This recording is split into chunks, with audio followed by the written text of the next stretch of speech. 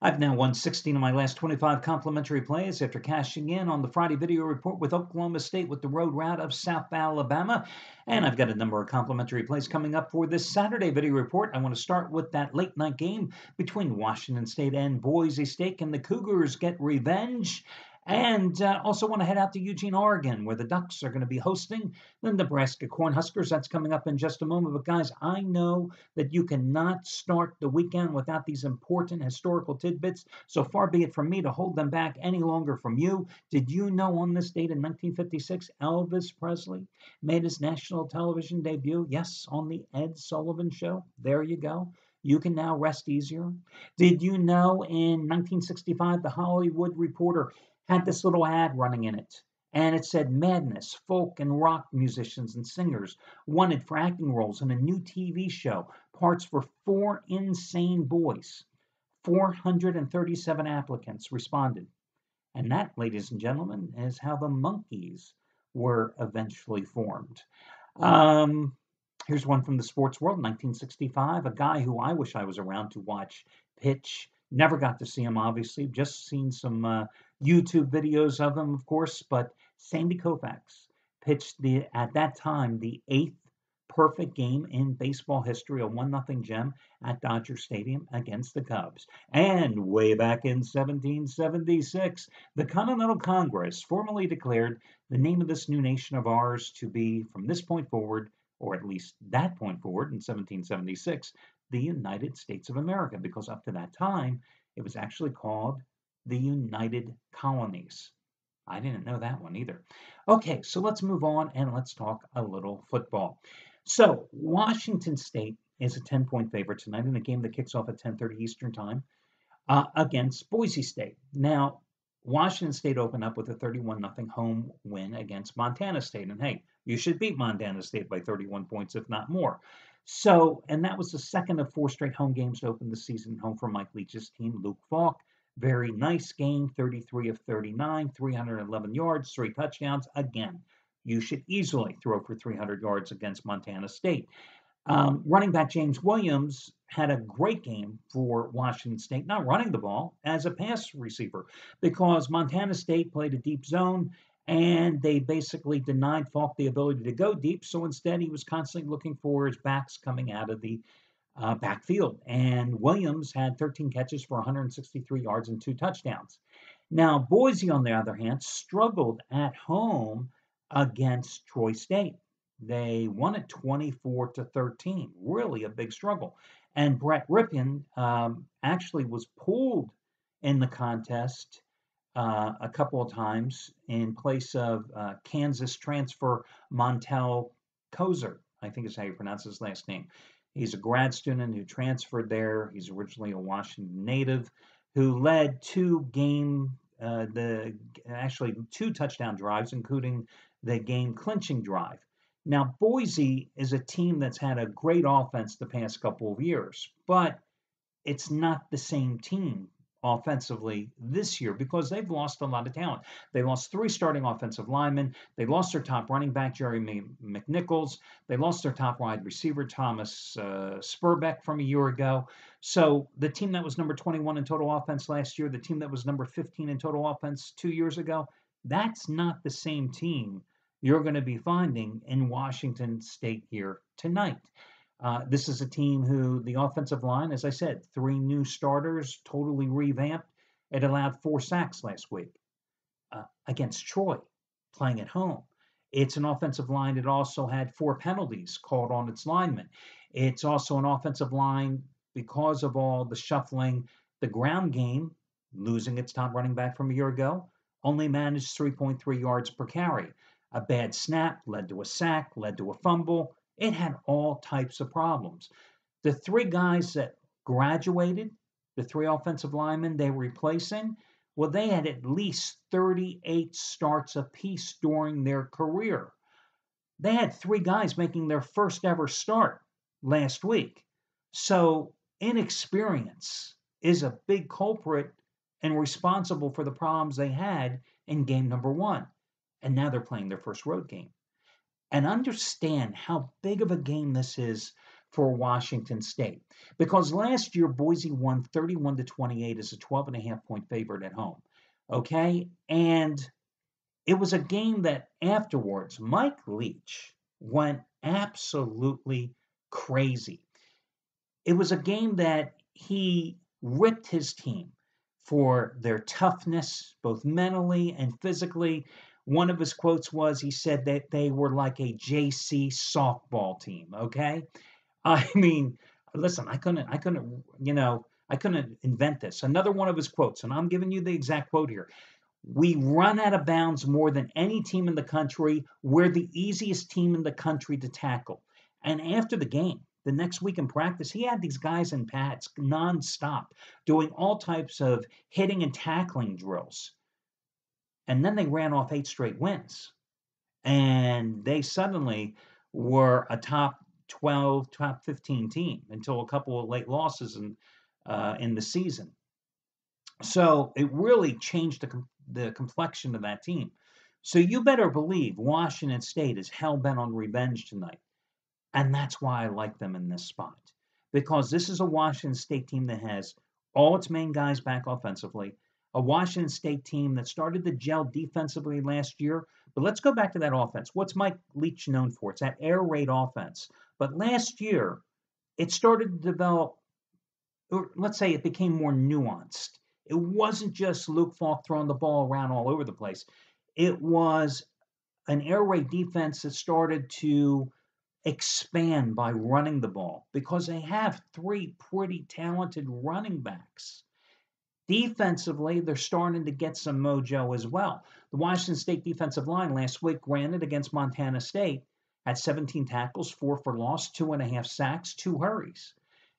And that's the type of effort they were starting to get during that 8-game winning streak last week. In revenge against a Boise State team that's not as talented offensively as it's been the past couple of years, that's why I like Washington State. Yeah, it's a 10-point number, but I think Washington State is not only hell-bent on revenge, but you know Mike Leach. He is never going to be happy by winning by 3 points when he can win by 4, by 10 points when he can win by 12. You know what I mean? This is a guy that you can always feel pretty confident that if he scores once, he's going to want to score twice. There's some guys that if they get a lead, they'll be content to sit on it. That has never been Mike Leach. And that's why I have no problem laying the points here with Washington State in this contest. Another game I was handicapping is Oregon and Nebraska. And it's funny how sometimes, over the years, you're handicapping a game and you're looking for an edge. And suddenly it hits you. It's like, no, forget about the side and think about the game from another perspective. And that's this particular game. So Oregon opens up beating a little sister of the poor, Southern Utah last week, 77-21.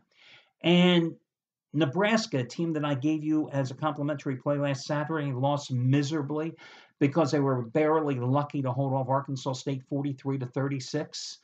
I looked at this game, and last year, what happened? Oregon blew a 20-7 second quarter lead in Lincoln and lost that game 35-32. Now, do I know if Oregon's defense is good enough to hold off Nebraska? I'm not sure. But I know one thing, Nebraska's defense isn't good enough to stop Oregon. Nebraska couldn't stop anybody stopping the run last year, okay? They certainly aren't going to get any better this year. And I do know Oregon's going to be able to run the ball at will. Royce Freeman, 23 carries, 150 yards, 4 touchdowns against Southern Utah. Now, Freeman was not healthy when they went into Lincoln last year. I know that he's healthy now. He only had 31 yards on 5 carries when they went into Lincoln last year. Willie Taggart, in his first year, came from South Florida to take over the Oregon program, has 17 starters back from that team that collapsed in Lincoln last year. Oregon is hell-bent for revenge. I just don't think Nebraska has the defense to stop the Oregon attack. And I also don't think Nebraska, with a new quarterback, Tanner Lee, who is an ex-Tulane player, who was 19 for 32, 238 yards, and 2 touchdowns against Arkansas State, is going to be able to match Oregon point for point in this game. So I'm looking at Oregon and I'm saying, okay, well, the Ducks are the play, 13.5 points. But then I looked at the total, and I'm seeing 69. And I'm going, hold it. Nebraska's not going to be able to stop Oregon. Oregon's not going to be able to stop Nebraska. What the hell am I messing around with the side here? So, yeah, I like Oregon a little bit, but is there any reason that this game stays under 70 points scored? No. This could be easily a game that has in the high 70s. So why not play the over instead? So your official free play is to take the over in here, and the hell with the side. Although I do believe Oregon is also the play here minus the points, because I think that Oregon will eventually pull away. I just don't think Nebraska has enough firepower to match Oregon point for point, and I think Royce Freeman is absolutely going to go crazy and have a monster game. So I'm going to go with Washington State. I'm going to go with Oregon-Nebraska over, and I also like Oregon as a side play. And one more side selection for you here as well. If I had to pick of all the big favorites on today's card, the one that I would tell you to go crazy and lay all the points, it would be Kansas State minus the 35 at home against Charlotte. Because the Wildcats opened at home with a 55-19 rout of Central Arkansas, laying 17. Central Arkansas is a team with a mobile quarterback that likes to run an option attack. Now, it was tied 10-10 after one quarter.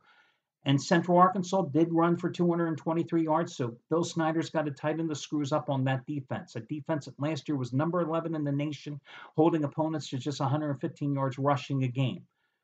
Kansas State only had the ball, time of possession, about 22 and a half minutes in that game.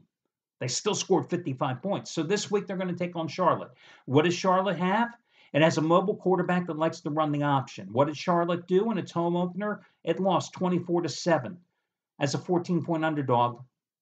I'm sorry, not in its home opener, in its opener at Eastern Michigan. It got outgained 393-280. It committed 3 turnovers. Their quarterback really struggled. 12 for 28, passing the ball 114 yards with a couple interceptions. He did run for 101 yards. You know, the Kansas State quarterback, Jesse Ertz, career high 333 yards passing, 10 for 16 passing the ball, 4 touchdowns. The only question I have here is, will Kansas State get caught looking ahead to its road opener the following week at Vanderbilt? But I think it's more important for Kansas State to really get the offense going, but for the defense to have a more focused effort after giving up over 200 and some yards on the ground. So I think this is a game that Kansas State can win easily, maybe by that 52-17 margin. I'm looking for Kansas State to put them away and really put the clamps down defensively. I thought Wisconsin maybe was one of those big double-digit favorites that could roll easily today, but I think Kansas State would probably be, of all the big monster favorites, that would be the one that I would lean toward the most. A game that could be a potential trap here today. Do not fall in love with Kansas minus the 5 at home against Central Michigan, even though Central Michigan needed to be extended triple overtime to beat Rhode Island last week at home. Yeah, Kansas beat Texas in its home finale last year. Kansas managed to beat, who did they beat last week? You know, you handicap all these games, and sometimes you just can't remember who the hell they beat. Southeast Missouri State. But again, it's Kansas. Do you really want to lay 5 points with the Kansas Jayhawks? Exactly. A Kansas Jayhawks team that's lost 11 of its last 13 games in Lawrence. It's tempting, isn't it? But I'll say this to you, and I've said this for the last 20 years. What happens when you put good money on bad teams? Usually bad things. So that's a game you have to kind of be a little leery about as well. New Mexico and New Mexico State, another game I handicapped today. You know, I thought about taking New Mexico State plus the 7 points, but New Mexico in this Rio Grande rivalry, say that 3 times quickly, is out for revenge. New Mexico State hung around, got the backdoor cover easily against Arizona State last week. You know, New Mexico, boy, this is such a tough series. I thought about taking the Aggies, but it wouldn't surprise me if the Lobos come out here and really put them away in this game. But in this rivalry, it's been so close the last couple of years, you just never know which way to go. So I thought, stay away from this game. So again, your official free plays. Love Washington State. Love the over in the Oregon-Nebraska game. Like Oregon as well. And I think of the blowouts today, the biggest one on the board is going to be Kansas State. The trap game I think you should stay away from is Kansas. There you go. Good luck. And we'll do this again on Sunday for the NFL.